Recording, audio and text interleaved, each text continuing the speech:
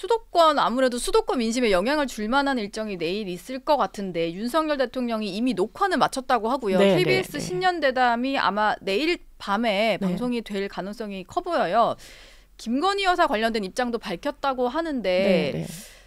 좀 어떤 메시지가 나와야 한다. 뭐 이미 녹화는 마쳤지만 어떤 메시지가 나왔으면 좋겠다 이런 바람이 좀 있으실까요? 뭐 희망사항은 이제 네. 국민에 대하여 뭔가 유감 표명을 좀 해주셨으면 좋겠고 어쨌든 받은 건 받은 거니까. 근데 네. 이제 그런 이야기를 할 때에 모든 포커스가 김건희 여사에게만 맞춰지는 것에 대하여 저는 좀 적절치 않다 이렇게 생각하는 게 네. 무슨 사건이든지 간에 사실은 사건이 일어나는 데는 갈등이 존재하고 당사자들 간에 예. 그러면 그 양쪽 입장을 다 들어봐야 되는데 문제는 한쪽만 너무 몰아세우면 안 된다 그런 생각을 한편으로는 하고 있어요. 예. 근데 이제 제가 이 사건을 들여다보면 들여다볼수록 네. 그 최 목사라는 그분의 정체가 도대체 뭐냐 하는 예. 부분에서 굉장히 의문을 갖게 됩니다. 이 사람이 문재인 정부 시절에 2018년도에 보니까 뭐 이 여러 가지 이제 반국가 행위의 혐의를 가지고 기소가 됐더라고요. 네. 북한에 여러 번 이제 들락거린 사람이고 예.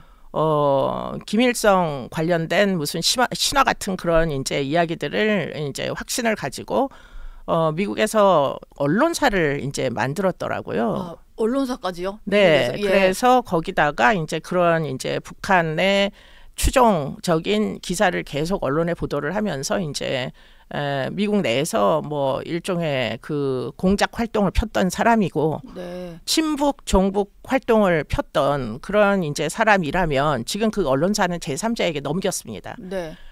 그런 사람이 이제 사전에 미리 지금 대통령의 그 취임하자마자부터 김건희 여사에게 접근하기 시작해가지고 사실은 이제 일종의 공작의 연장선상에서 지금 이 사건이 만약에 일어난 거라면 예.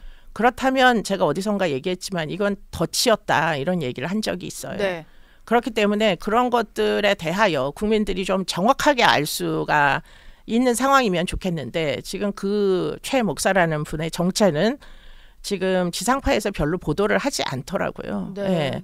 그러다 보니까 약간 이 사건에 대하여 객관적인 모든 사실을 다 알고 나서 국민들이 판단하시기보다는 한쪽으로 이렇게 약간 기울어진 듯한 이런 이제 그 시각을 갖는 사람들이 대부분이기 때문에 네. 그런 부분에 대하여 좀 충분히 설명을 한 이후에 그 다음에 이게 지금 대통령의 어떤 입장을 이해를 해야 되지 않겠느냐. 뭐 유감 표명을 하실 것 같기는 한데 그 네. 유감 표명의 그 이제 정도가 어느 정도일지는 사실 제가 지금 짐작하기는 어렵습니다.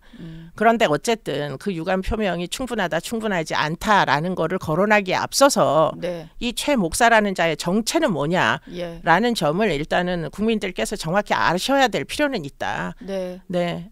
뭐 수사기관에 좀 고발이 된 것들이 있어서 수사는 좀 진행이 되고 있는 것 같아서 네, 네, 아무래도 네, 좀 봐야 될 것 네, 같고 네. 어쨌든 이제 덫을 놓았던 사람이 있고 네, 네. 그 피해자라는 표현들을 좀 그래서 여권에서도 많이 쓰시는 것 같아요. 김건희 여사는 확실한 피해자다.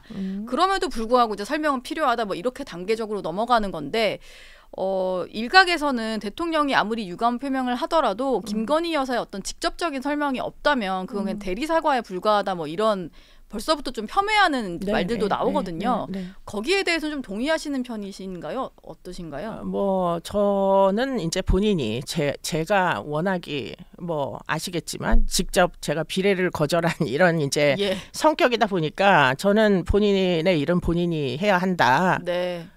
남이 내 일을 대신해 줄 수는 없다. 이런 이제 어떤 생각을 갖고 있는 사람이다 보니까 처음부터 본인이 입장 발표를 했어야 된다. 이런 얘기를 했던 사람 중에 하나고요. 네. 여전히 그 생각은 그대로 있습니다.